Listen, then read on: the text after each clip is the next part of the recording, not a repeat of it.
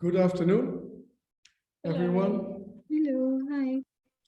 Hi, Hello. we're just waiting for the final people to come in. Sorry about the mix-up for yesterday. We were enjoying a holiday in Holland, although the weather wasn't too fine. But anyhow, we're here. I see that we have about 12 or 13 of you. Good to have you. Thank you for connecting to us, and I hope that we can answer all your questions.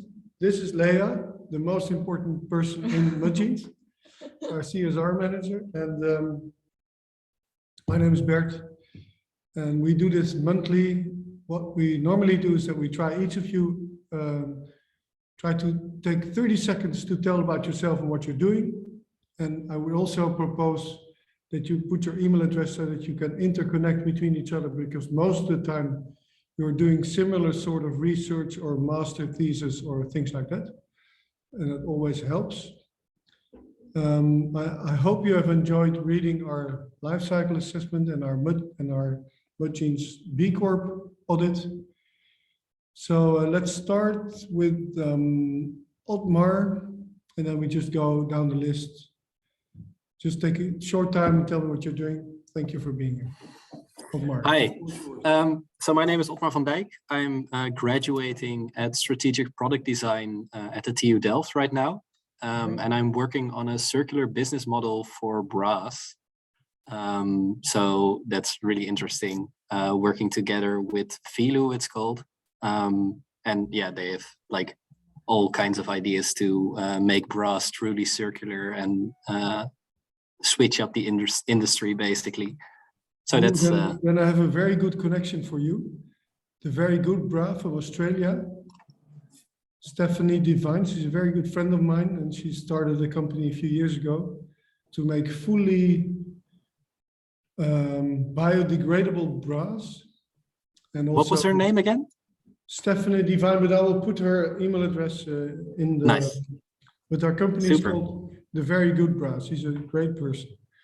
Nice, Okay, thank you. Next, please, let's go to Max Veemeyer. Sounds very Dutch. Yes. Hi, I'm a student, bachelor student at the Erasmus University in Rotterdam, and we are working on a research on the success of fashion rental in the Netherlands. Okay, thank you. And what the perception of sustainability of the customer, how that influenced that success. All right. Nathan, you are on. Hi, I'm Nathan. I'm currently doing my master's at the UVA, the University of Amsterdam, and I'm pursuing my master's in entrepreneurship and management in the creative industries. And I'm writing my thesis about how sustainable fashion brands position themselves in the fashion industry. Okay, good. Dan Varsha. I hope I pronounced that well. Yes, you pronounced it right. My name is Dan Varsha. I'm doing my master's at UVA in entrepreneurship as well.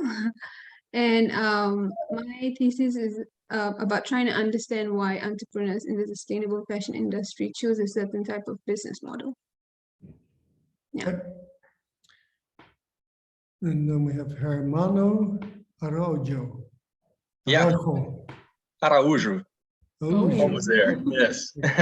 Hi, I'm Hermano. I'm following a pre-master's program at the VU in Amsterdam and in business administration. And I'm doing research on small and medium-sized companies and formalization of CSR strategies, for example, such as adoption of certifications like the B Corp and setting up of codes of conduct and publishing of impact reports. So that's the research for my final pre-master's paper. good. Julia Stefaniuk. Yes, hello. So my name is Julia. I'm originally from Poland, but I'm graduating from Masters of Marketing at Catch Business School in Bordeaux, France. And I'm writing my master thesis about how do fashion brands communicate their circular economy practices. So it's connected with communication and marketing, and also how circular brands identity elements look like, and how the related circular economy communication is aligned. So basically a lot about communication and brand identity. Yeah, one of the most difficult things. Yeah, we have a class full of with Jonathan Lindhout. Where are you? Hi. Hello, my name is Jonathan, and the people that you can see is my team. We are students from the Master Innovative Textile Development from Saxion and Enschede. Okay, And currently we are working those on are friends. Yeah, indeed. And currently we are working on a project about traceability in the user phase of fashion and garments. So yeah, because the supply chain and the production phase is known, but currently not in the user phase. So we are trying to make a concept, yeah, that it works also in the user phase, and also in the end of life for recyclability, so that it's easier to sort and recycle or reuse, yeah, garments. Okay, well, I hope I can answer the class full room of questions.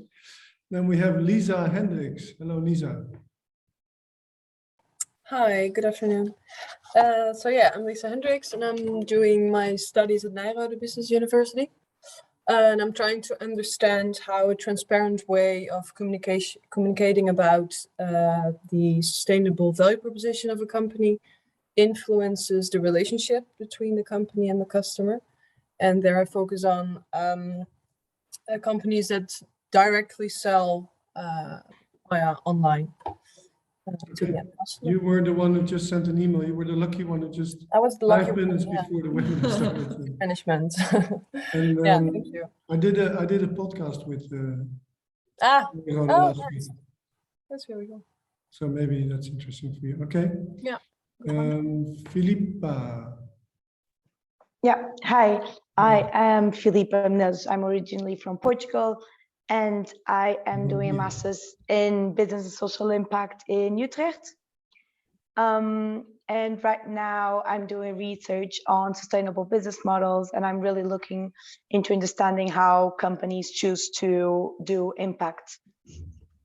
Okay. We can answer your question. Eva Verkerk. Yes, Max and I are actually working together, so Okay. I don't really need an introduction. MIU, Dress Green, Hong Kong. Lehalma. Hi. Yes, thank you. Yes, well,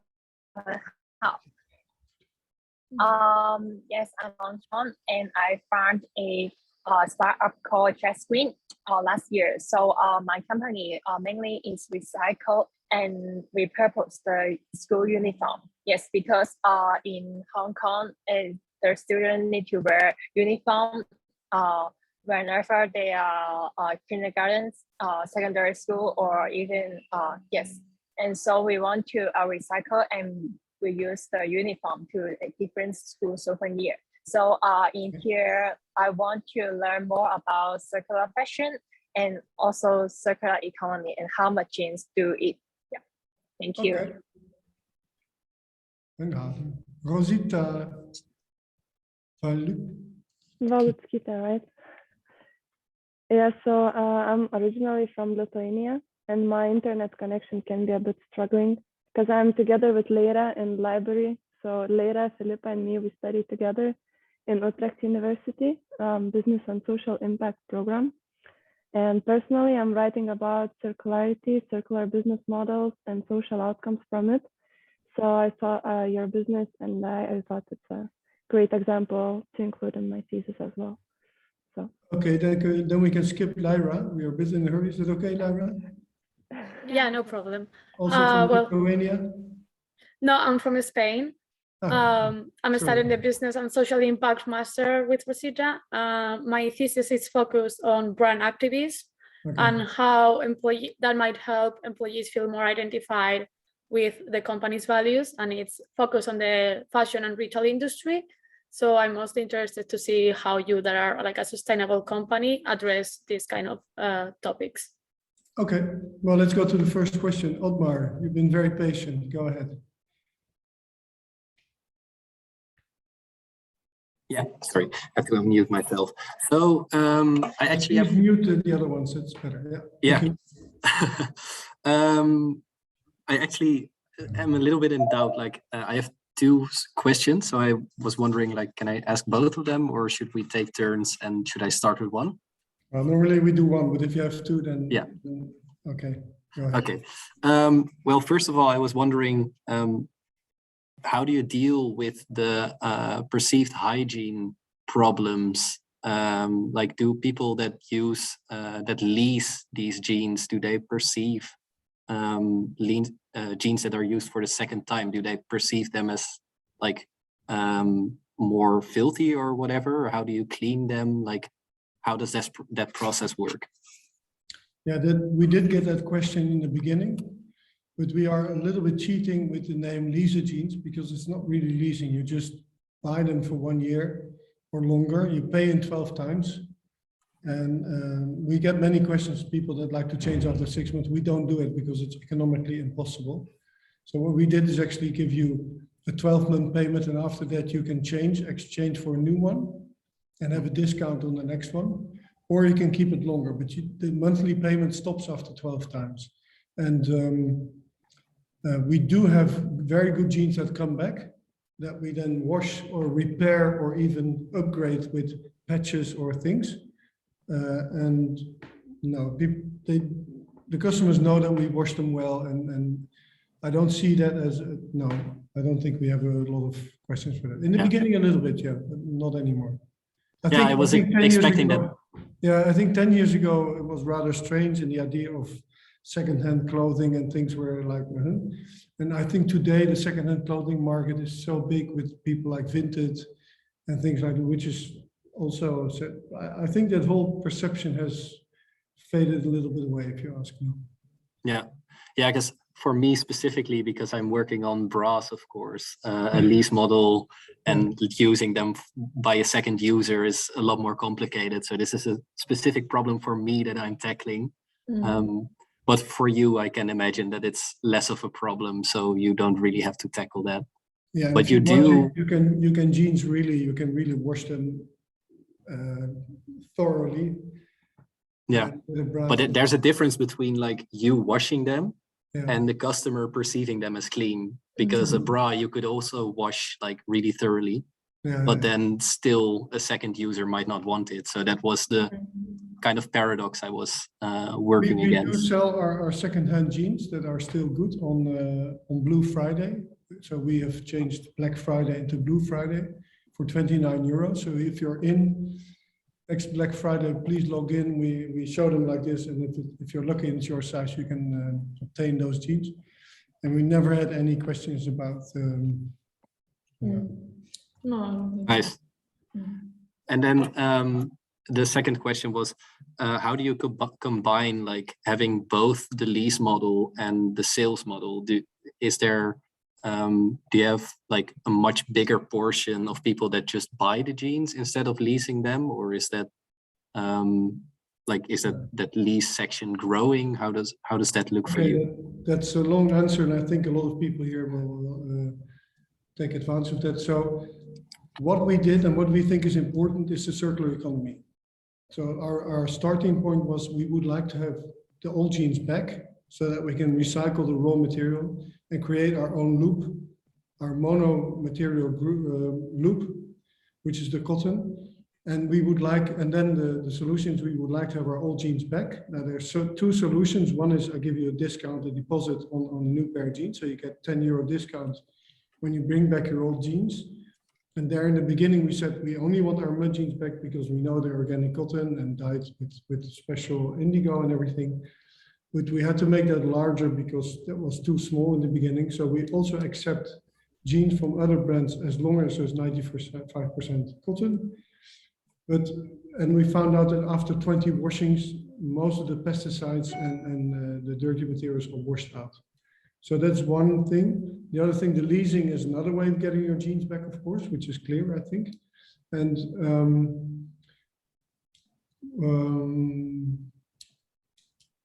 what was the question? How we combine the two. Yeah, okay, sorry. So on our website, we sell and lease. And in the stores, we sell, that's half of our business. The other half is through about 300 retailers in 30 countries. And they really didn't want to join in with the lease program, and it was difficult. But we now found a formula also for them to be able to lease jeans, which doesn't work for the moment because retailers it's too difficult for them to understand this and to really start selling it. You have to have very educated people in the store to explain this story. So we have one store in Amsterdam is really doing it successfully, but that's about the only one.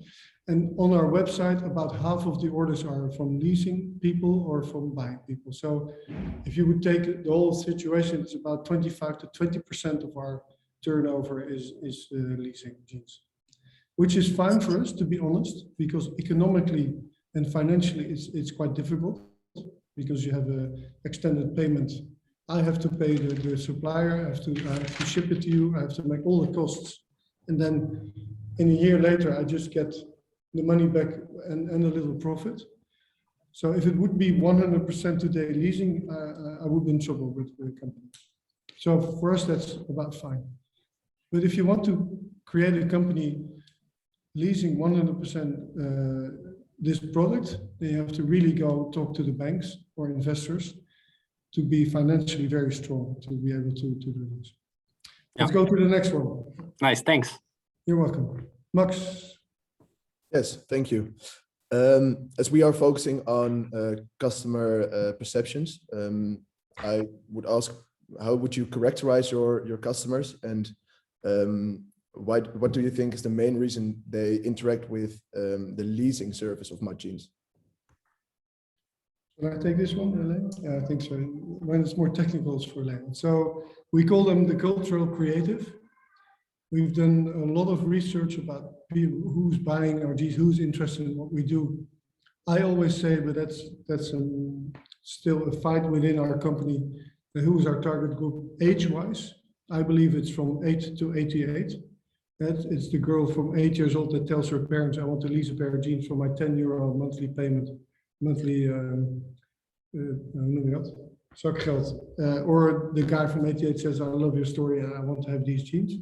So there's no really age group, although you have to focus on something, and well, it's difficult. But mostly there are people that are they're worried about the climate. They want to take something new. They're in for something new. They like to travel. I think they're quite active. They're active. Most of them are vegan. Yeah, they have children, well educated. That's more or less how we define our customers. Yeah, thank you. That helps. But that's, yeah. Okay, Nathan, shout. Hi. Yeah, I was wondering, how do you position your company in the whole of the fashion industry? Like, is there a specific strategy that you guys adopt to make you different from the non-sustainable fashion brands? And what do you employ as the best method to communicate these differences? Yeah, very good questions. I don't have all the answers here because we are also struggling with this, because we are creating a new market, which is of course difficult. We are creating a market of 100% circular denim. Every jeans that we sell, we want to have back. Nobody does that. Lea even has sent messages last December to different jeans companies as a consumer to ask, what did you do, Lea? Yeah, so this was for our Blue Friday event, and we basically sent out some emails to other denim brands, the most popular ones you can think of, and we just asked what would they do if we gave, or could we give used jeans back to them, or how do we recycle those jeans? And yeah, the responses were quite disappointing. Everybody just said, we have no use for this, we don't know, it's your problem. Don't send it back. Yeah.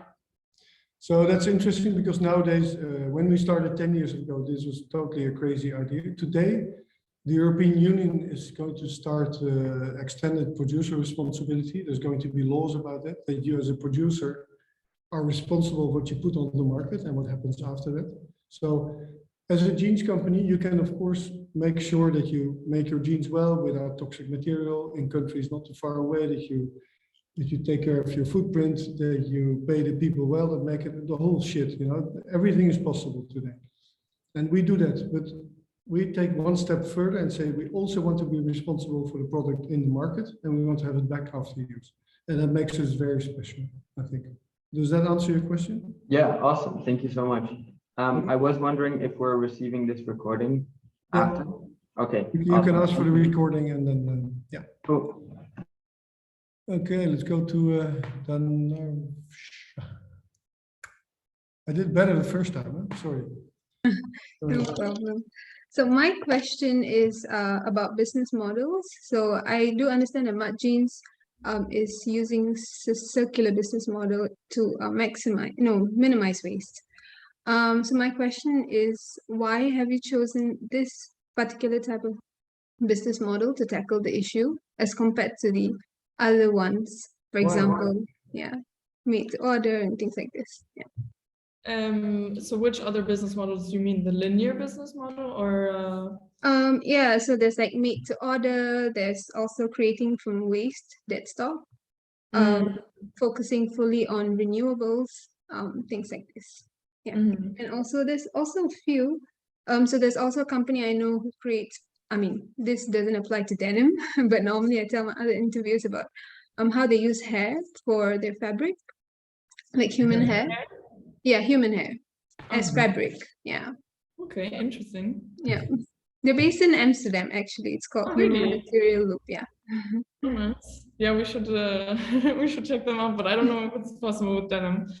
Yeah, I mean, I can only give my point of view on this. And obviously all of those business models have a really good approach. But for us, I think one of the inspirations behind doing a circular business model was to tackle the huge amount of waste in the fashion industry.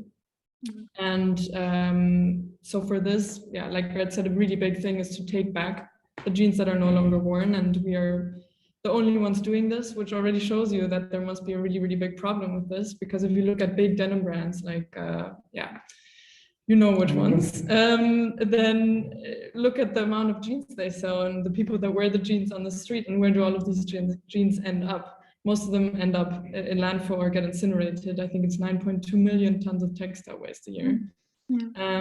So a circular business model really tries to keep everything in a loop. So looking at the amount of water we use, we recycle the water that gets used out of the factory, but also the material. And yeah, I mean, you can build on this, looking at renewable energy. We're supporting our suppliers to switch to renewable energy. Some of them already do. But yeah, I think for us, the waste issue was a really big incentive for going for a circular business model. Yeah. And if I can add on this, many people came to us and they said, we have this waste, can you do something with that? And that's not a solution. We have to prevent waste from becoming waste. So our model is based on, as a company, close our own loop so that there will be no waste. And especially in the garment industry, this is very complicated, because if you take human hair or wool or polyester or cotton or hemp or anything and you mix it together, you can't do anything. You cannot make yarn anymore out of it. It's only going to work if you put wool aside and recycle wool. It's going really good. If you take cotton, separate cotton only, make new yarn of that is possible. If you take polyester, you can recycle polyester and make yarn out of it. Although polyester, we are not a big fan of polyester, but that has another reason. So that's the only solution for the future, in my point of view, is a circular economy. And that goes for everything, not only for the fashion industry, but for all industries. And if you have a better model, I would love to hear it. We will adapt it. For me, that's the way to go forward. This is okay. Understood. Okay, Hermano, your turn. Yes, thank you. Mud Jeans is among the earliest B Corp certified companies in the Netherlands. My question is, what motivated you to apply for the B Corp certification, specifically the B Corp certification? Yeah, that's a good question. We learned about it, I think, in 2013. And I immediately, and also my marketing manager, our marketing manager, really felt very interested, because it is not a certification. It's something that the first step you have to take is that you have to change your statutes. You have to put extra lines in it saying, we want to do business, we want to earn money, but not at all costs, not by harming the environment or people. And that's, of course, the very basic of a company. If that's the start of your company, then I really feel good. And also their slogan, using your business as a force for good. I believe that today, trying to do something a little bit less bad is not, we've passed that station. I think that's not good enough. I think like we do also, we want to be carbon positive as a company. So we cover our footprint, but we try to do more and be positive. And that's all into B Corps. That's one part of the story. The second part is the audit is really great because like today, many people ask me, I also want to change my company. I want to start, but I don't know where to start. And I always say to them, please have a look at the questionnaire of B Corp, because many times some questions you can already say, oh, we're doing this, we're doing that, we're maybe on the right end and there, oh, I never asked myself this question, maybe we can do something there. So that's very helpful. Plus, you come into a very interesting network of people and companies that are all thinking the same direction you are from all kind of different industries. And we are befriended with Tony's, with Dopper, with Patagonia. All these people, we have very direct connections. We can learn from each other. We can motivate each other. We can exchange ideas. We can buy our products from each other, even with discounts and things like this. What do I forget? That's pretty much sums it up, yeah. So, perfect. And if I may jump really quickly, in short, besides the network, how do you evaluate that the B Corp label has impacted your business? It didn't really impact our business. Okay. And I must also create a sideline now, because our friends of Dopper, please follow them and sign also their petition to B Corp, because they are quite, I shouldn't say angry, but disappointed that the people from what's the company called? The guys that make Avian. Avian. Yeah, exactly. Thank you. They also became a B Corp, and that's of course then it gets tricky because they are the inventors of plastic bottles, throw away plastic bottles. This is a difficult one. So even with B Corp, we have to talk to B Lab and say, guys, come on, how are we going to go forward? So yeah, but on the other hand, of course, it's good that big companies are trying to change their ways and become a B Corp and really follow, like Danone, the part of Danone has become the B Corp. And I think that's a good thing. Although they also still make yogurt in plastic packaging, but okay. So it's a difficult balance where you can say you can only become B Corp if you're the best of class, or you can say if big companies really are interested and want to do this, maybe that also, because they can make big impact. We are a small company, we are quite a good B Corp, but honestly, what's our impact in volume? It's next to nothing. So yeah. Okay. Also, there's no strict answer for this. Yeah. Thank you so much. You're welcome. Julia. Yes, okay. So just to make sure, I only can ask one question now, right? Or yeah. Okay. People are cheating. My main question would be like, how would you define your brand identity, and is there a particular element of your brand identity? So, for example, your brand personality or brand vision, mission, or positioning that you focus on the most, and why? Then now we need Danik's help, our marketing manager. This is a very good question. We have, of course, a paper about our brand identity, what we've written down for ourselves, the brand key. I don't know it all by heart, but everything is written in there, the purpose and who do we think we want to reach. We've talked to Max already about our target group.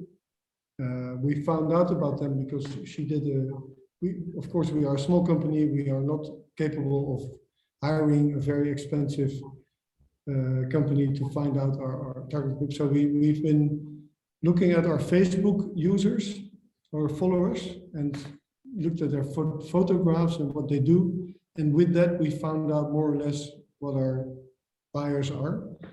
And that's what I just described from Max, the cultural creative. It's a little bit changing over time because the world has changed a lot from when we started 10 years ago as from today. Like I said, the age group is, I think, is everybody. So I don't know what else I should say about this. Yeah, in terms of strategy or what did you say? It's not strategy. You said character of the brand. Yes, personality or your position. I mean, we always call ourselves the circular pioneers. So we really try to pioneer in what we do. I mean, a really big thing for us there is obviously taking responsibility of our waste, and the general topic of taking responsibility is a really big part of our identity, and also educating our followers without being too, what's the word? Yeah, pointing the finger at certain things done wrong. But yeah, circular pioneers, for example, we have a Road to 100 project now, which is a project that aims to create the first jeans made out of 100% recycled, well, post-consumer recycled denim. We have achieved the first sample of that already, but that's just one example of how we try to pioneer and really lead by example and show that the ways we do business, which is in our opinion the better, more sustainable way, is possible. And we really encourage copycats, and we want other brands to learn from that.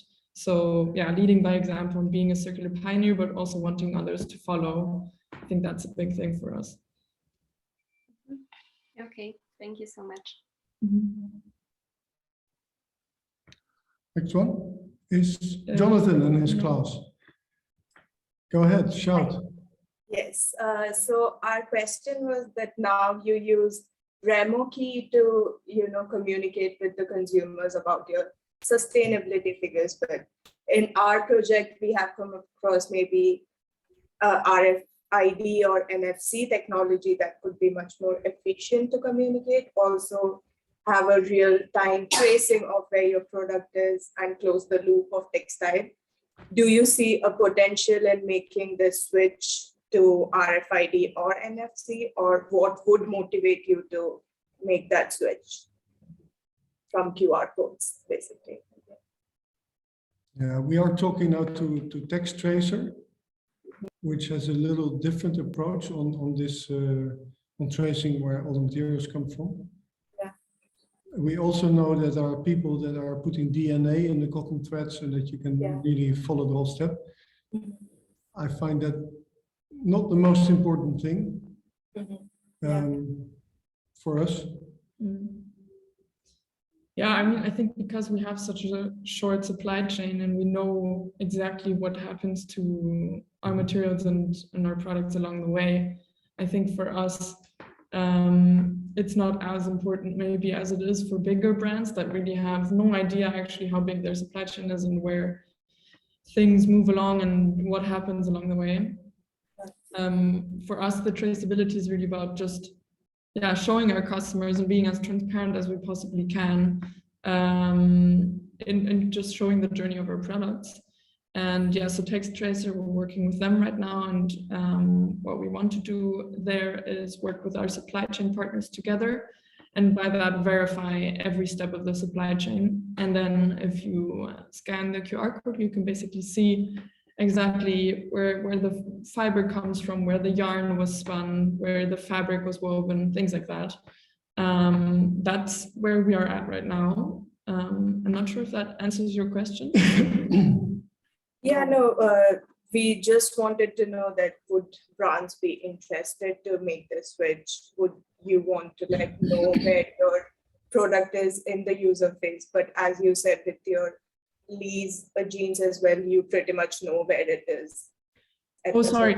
Yeah, so I mean, regarding the use phase, I mean, that's also super interesting, especially, looking at being able to prove that the jeans come back to us and are actually recycled into new jeans. I think that's where it gets really interesting, because right now, obviously we do it and we document it, but it would be nice to to also be able to actually show this with further proof. So yeah, to trace maybe even the impact within the user phase, we did some short, we did a short project to see kind of the differences of if you wash your jeans once a week, if you wash your jeans, you know, once a month, and at which temperatures and things like that. So I think tracking the impact in the use phase is really interesting, but also tracing, kind of, do the jeans come back to you? Do they get recycled into new jeans? I think that would be really interesting for us. Yeah, I think. Thank you so much. And we do work together on Saxion on we call the Road to 100. So Saxion has created Saxel, which is another way of recycling cotton. We do the mechanical part, and they do it on molecular, let's say, manner. And we are going to combine the two techniques to make new jeans. And then the whole trace story is again very different. So it's an interesting question. Let's go to Lisa. Lisa. Yes. So you already told a bit about how important it is that you educate others. And I was wondering, could you tell a bit more about the tone of voice that you use in your communication when talking to, for example, customers, and why you have chosen for this particular? Did you subscribe to our newsletter? Yes. Good. So in our newsletters, for instance, this is very important for us, but also the other media. We try to be, we call that positive activism. We try to send a positive message about things that are possible and are positive and helping, instead of pointing with the green finger and say that everything goes wrong. Because consumers are not interested in that. But this is a difficult part of our business, because we are doing something so new that our marketing message is quite complicated. Because I want to tell you that our jeans are less toxic, are made by humans that are treated well, that we can recycle them afterwards, that we use less water, and the list is long. But you as a consumer, you're not interested in that. You want to have a good pair of jeans that fits well, and your bum has to look good, and that's it. So the message we are trying to look for is this positive activism, that it's a beautiful pair of jeans, it fits well, and the whole story behind it. You can check everything. We are radical transparent. You can ask us any questions. If we don't know, we also tell you. If we want to do better, we will also say it. If there's always things to improve. But radical transparency, positive activism, those are the kind of words we want to use. And in the fashion industry, that's strange that we as a company want to be transparent. Many of our competitors are not, and they are lying and cheating and greenwashing, and that makes it double hard for us, because consumers are lazy. They don't want to read the full story. They're happy with a short message saying, this is one of the reasons why we left Zalando. We were on Zalando, but we found out that every pair of jeans there has a green dot. So we said, okay, what are we doing there? If everything is so fantastic, we don't stand out anymore. But it's difficult. It's a good question. It's difficult. If you have ideas, we would love to hear it from you after your thesis. Yeah. Because we want to learn also every day, and this is one of the most difficult parts we have today, finding our customer, making them happy. I can tell you an anecdote here. When people are coming to our little store in Laren, we have our office here, and we have a little store with all the models and the sizes and the washings. And we tell people, okay, try this one. They go to the little changing room, come out and look at me and say, and it fits perfectly well, and the material is really nice. And then they have this big question mark on their face. And then we go like, why? Why would it be? Because it's good and well made and recycled. Why would something be wrong? You know, that there's this general idea of when it's recycled and it's well made and the people are paid well, it's not, then something must be wrong somewhere, and the price is okay. But this is, one of my questions to you. Anybody knows? Let me know. Great. Okay. Thank you. Philippa.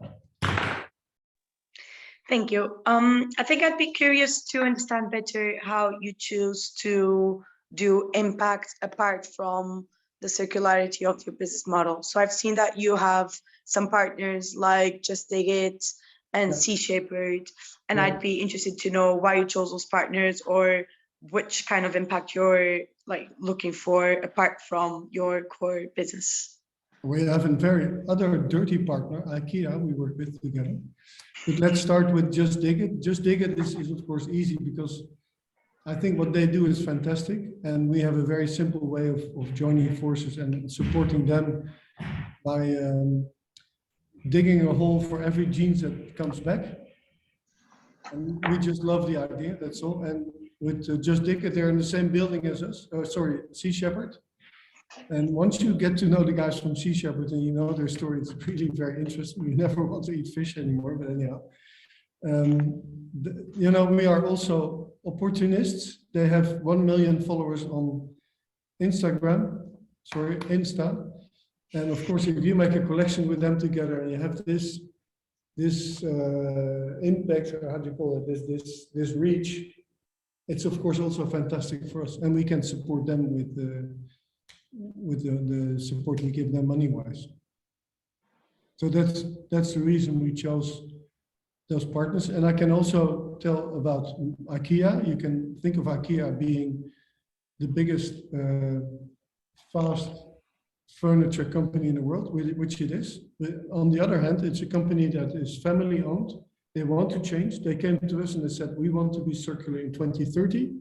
You are circular. Can you help us? And that's, of course, something very interesting. And we decided to make with them together the cover for the clip-on. Have you seen this with some of you? No? Anyhow, we made together the clip-on from denim material with 40% recycled content in it. And it took us 3 years to get through all their audits and all the tests you cannot imagine. But it's in the stores now since 1 year. It's their best-selling cover ever. It's the most expensive cover. They take back old jeans. So it's really the circular story also in IKEA. And it has helped us to grow volume. We have to say the dirty word growth, because you know we can only make impact if we grow and be more efficient when we have bigger runs of material going. So that was an unbelievable partnership for us. So there have 3 of them. Any more? No, that's fine. Eva does the same research. So maybe she has an extra question. No? Yeah, so it's kind of the same. So we're cheating the system a bit. But I had a question regarding, do you have any like clue how many leasers you currently have? And yeah, we do. And have you seen a trend in if it has become more over the years, or if it's become less, or yeah, no, is there any? It's quite stable. It goes with the growth we have. We now have about how many? 3,000-4,000 leasers, something like that. I'm not sure. Yeah, I think something like that. It's growing slightly. When we started, when we launched it in 2030 January, we made a big PR event, and we immediately had a lot of leasers. And to be honest, our company was not at all prepared for that. So the back end with all the financial systems wasn't up to date for that. So we had difficulties in our financial system to connect all the payments with the orders and things. And if people change their order or change their bank account or things like that, was total mess. You cannot imagine. So Otmar, be careful when you start this to make sure your backend is working, because mine was a disaster. In the end of the year, we had 100,000 euro that was coming in as money, and we know that people owed us 100,000 euro. We just made it together, but actually it was okay at that time. So, but the trend is that it's growing with our figures, but it's not like going crazy, or it's not completely disappearing. It's part of our business. It's good. It are the best customers you can have because they always stay with your company. Those Yeah, that was my other question. Like, do people often like lease another jeans after their 12-month period, or whether their whole family leases jeans, or they okay, or their neighbors? That's unbelievable. That works really well. Yeah. Yes. Let's go to Emma. Emma, you? Yes. All the way Hi. from Hong Kong. Are you in Hong Kong now? Yes, I'm in Hong Kong now, and I live in Hong Kong. I love Hong Kong. sure. Fantastic city. Yes, it's beautiful, and the town in Hong Kong now is Wednesday nights. Sorry for you to Yes. keep you up so late. It's okay. Just 9 p.m. now. Moment time. Moment time, no problem. Yes, Okay. sure. So my question is because in Hong Kong the recycling cost is very high. So I want to know in Europe or in Netherlands. So the cost of recycling is that will be higher than other fashion brands, and if not, or if yes, how much higher, or yes, the cost how much for recycling in Why is recycling expensive in Hong Kong? Why, Shama? Yes, because Hong Kong is not fair, because the habits in the Hong Kong people is they just think that the thing can throw away if that's finished. So Easier. we don't have. Burn it. Yes, but the people do not have the recycling habits. Yeah. No. Okay, now to answer your question, it is more difficult. So first of all, like I said, you have to create a 100% mono-material loop. Okay, so that goes for wool, cotton, polyester, metal, anything. That's the easiest way to recycle. So that's already challenge number one. The second challenge is when you do cotton in the way we do it, the quality, of course, is more complicated because we shred the jeans and shred them again and more until you have this light blue cottonish wool, which we then have to mix with new virgin cotton, which is difficult. And then you have to start spinning yarn out of it, which is also difficult because it's more irregular. And sometimes there are still some small defects in it, or some I'll just say that, some other materials which you can still find from your yarns or your threads. To dye this yarn then is also more difficult. So to be honest, every little step is more and more complicated than if you would use only virgin material. But we said as a company, we want to do this. This is our business. We are making it. And then of course, then the volume kicks in. If I order 5,000 meters for material, there's nothing. You know, those suppliers, they want to make 100,000 runs, which we now starting to do, but in the beginning it was very difficult to start up. So altogether, to be honest, yes, it's more complicated. Yes, it's more expensive. But today we are starting to see the light because the cotton prices are going up tremendously. So we say we save 40% new cotton, and our waste that we use is very cheap. So maybe one day, little by little, this recycling becomes cheaper than using only virgin material, but it's not the case today yet. So first of all, we need volume. We need the cotton price to rise tremendously, which I hope. I'm very happy. So when people ask me, oh, the cotton price going up, I go, good. And they look at me, this guy's crazy. So, you know, that's the way it goes into recycling. Does that answer your question? Yes. But I want to know, will machines expand other products, not only jeans, in the future? Yeah, we're looking into that. So in the fashion industry, you have two main things. One is the woven materials, that's denims and all those kind of things. And the other one is knitwear. And knitwear, you also have two things. One is the flat knits, you know, with the thicker pullovers you make, or circular knits, which are the t-shirts, you know, the jerseys, the sweaters are made of circular knits. Those machines are even more complicated to feed the threads. Most of them are more thinner, so it's more complicated to use recycled yarn. The advantage with jeans is that it's a more sturdy yarn. We can use 20, and if you go thinner, it becomes more complicated. So jeans are a very good thing to start recycling and to be circular. We are looking into t-shirts, but the best we found so far is t-shirts made of organic cotton and with some pre-consumer waste, which are the cutting losses and things like that, that they recycle into yarn again. And we really want to be, as a company, for post-consumer waste.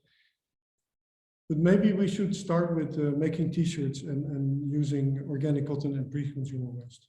So that's what we think we are doing, right? Yeah. Maybe. Okay, let's go to All right, thank you. our Portuguese friend from Lea. No? Hi, thank you. So brand activism is usually about companies publicly supporting social movement like Black Lives Matter, for example. Do you believe that these kind of strategies can help increase how identified your employees feel with the company's values? That's one for Lea. I can answer partly. We are doing a lot. We are trying to swim against the current by creating a fashion company that's not bringing any waste in the world. And this is our purpose, to make a circular denim company. Of course, there are many issues in the world that we would also like to adapt and attend, but this would make it too large. You know, we have to focus on some things and be brave already. And of course, we agree with Black Lives Matters and with everything that's happening, but we cannot do everything. So we do follow the B Corp's instruction about how to make your team and how to give everybody a chance, which people can do in our company. And about women and men having positions in our company is also possible. But there is a limit, of course, of what you can do in where you can reach success. And we also have to be there next year, because that's also part of sustainability. And our main purpose and office is to create a circular denim company in a world without waste.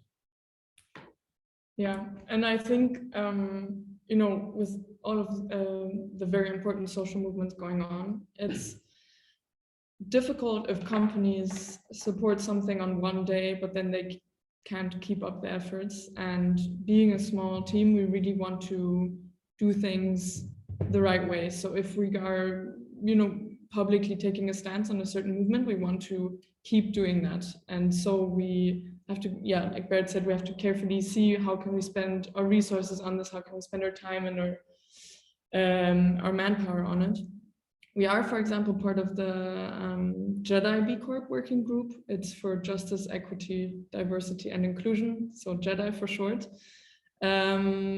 And this we really feel comfortable with because, yeah, once a week I go to these meetings, I have these discussions, we come up with webinars or events around this. And if we really put in the time for something important, then definitely. But I mean, especially now with Pride Month, I think, you know, it's really complicated if companies then make a statement on that month, but generally they don't stick with it. So you really have to, yeah, be mindful of that.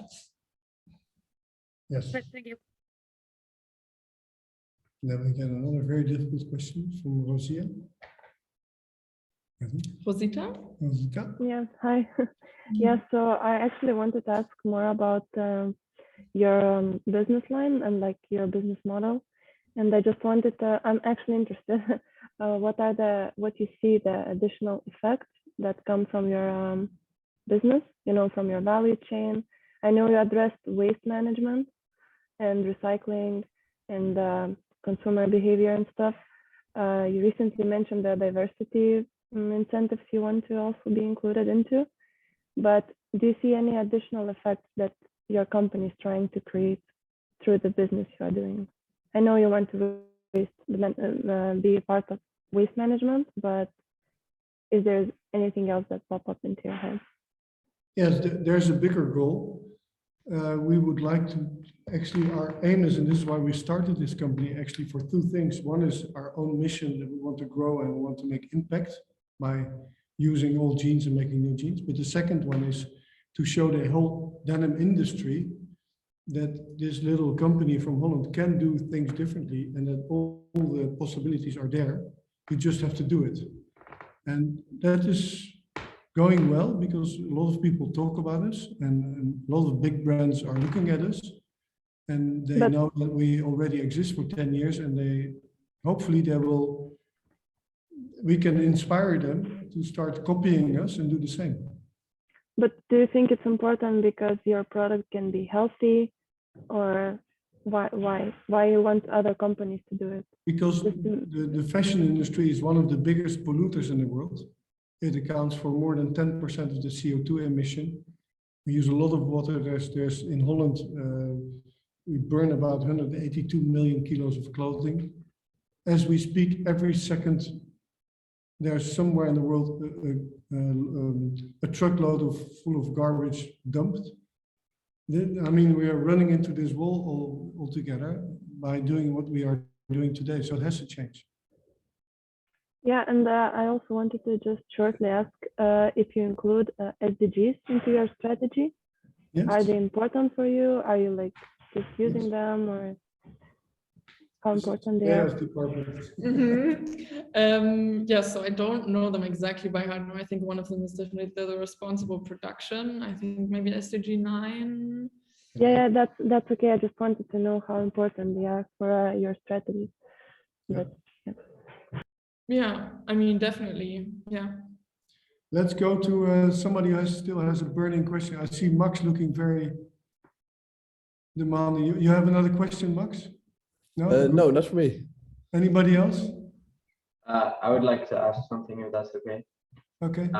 Just very quickly, what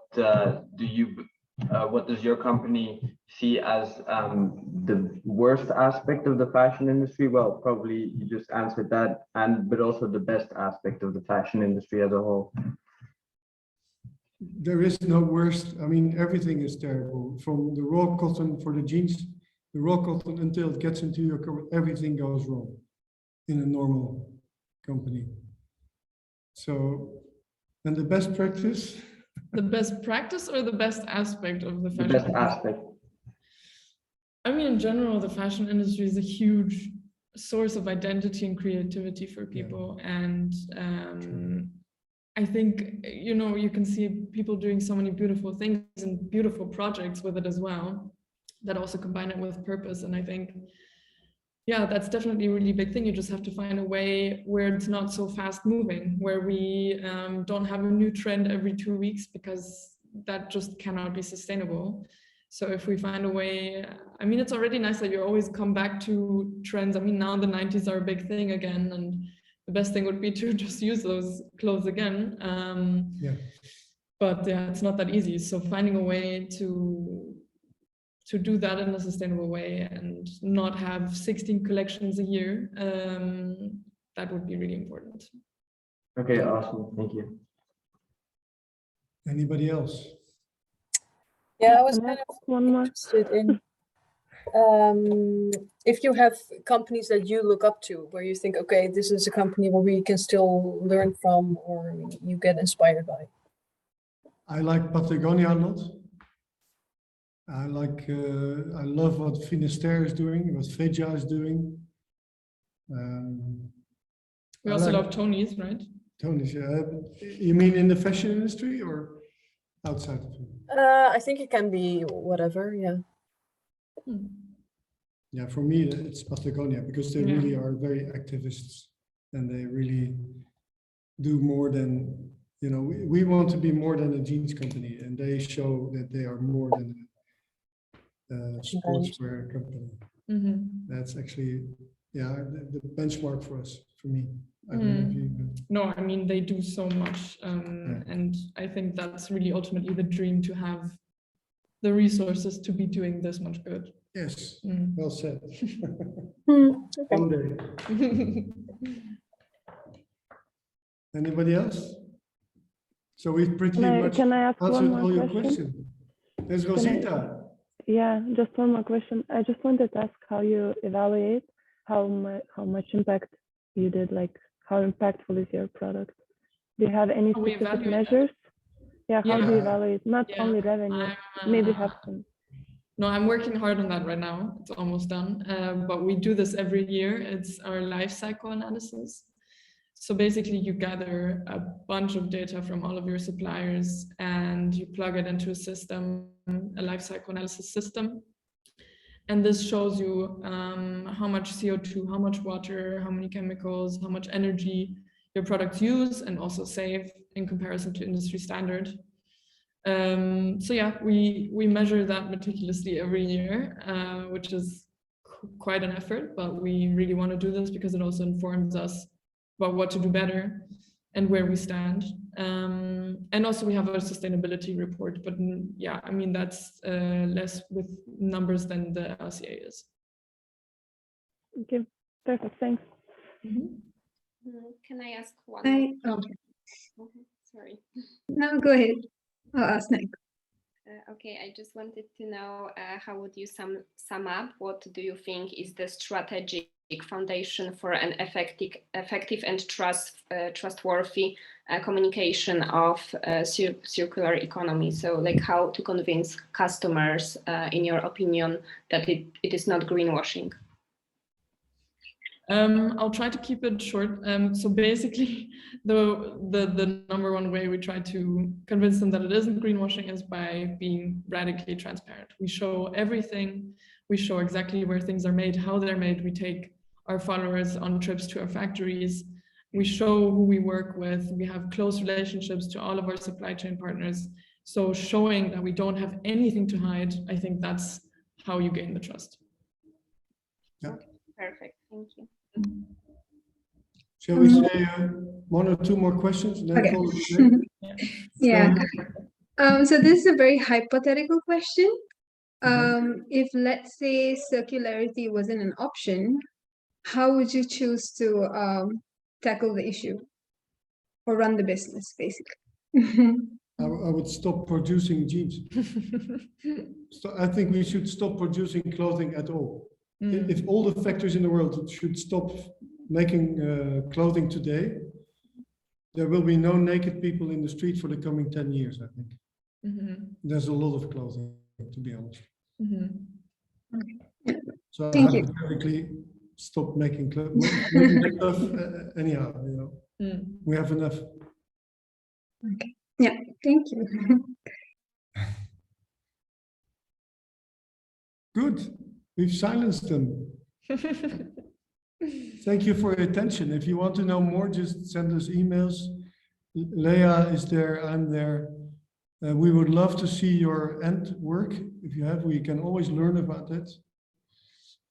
Please do me a favor, become an ambassador. We have an ambassador program in which we would love you to subscribe. Follow us on Instagram. Get your pair of mud jeans. I will give you the discount code now. Who has a pair of mud jeans? I lease them. That's what we need. So here's the discount code. No more excuse. So when you defend your thesis or whatever, wear your mud jeans. Okay? Is that deal? Deal. Thank you. Good luck with all your work. Bye-bye. Thank you. Thank you. Thank you very much. Bye-bye. Thank you. Bye-bye. Thanks for your time. Thank you. Thank you. Bye. Thank you.